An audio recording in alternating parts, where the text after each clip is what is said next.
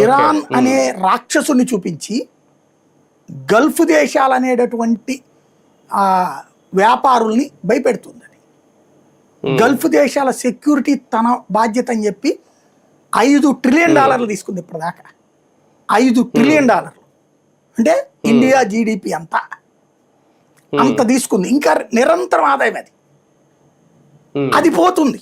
రేపు ఇరాన్ అయిపోయింది అనుకోండి, ఇరాన్ పని అయిపోయింది, లైక్ ఒక ఆఫ్ఘనిస్తాన్ లాగాను బంగ్లాదేశ్ లాగాను మిగిలిపోయింది అనుకోండి, శ్రీలంక లాగాను, వాళ్ళందరికీ తిరగట్లేదు కదా, వాళ్ళకి అమెరికా మాట ఎందుకంటారు?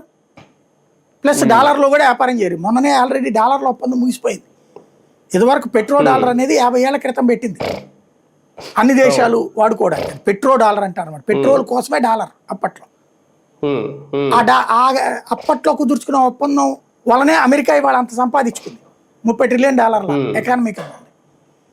దాని గడువు ముగిసిపోయింది మొన్న. ఇంతవరకు అది ఎక్స్టెండ్ చేయలే సౌదీ అరేబియా.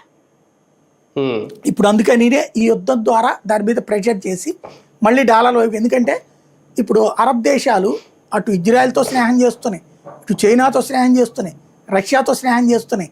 డాలర్ని పక్కన పెట్టి బంగారంలో మారకం, లేకపోతే దాని పేరేమంటారు రూబెల్స్లో, యువాన్స్లో, దిర్హామ్స్లో, రూపాయల్లో వ్యాపారాలు చేసేస్తున్నారు.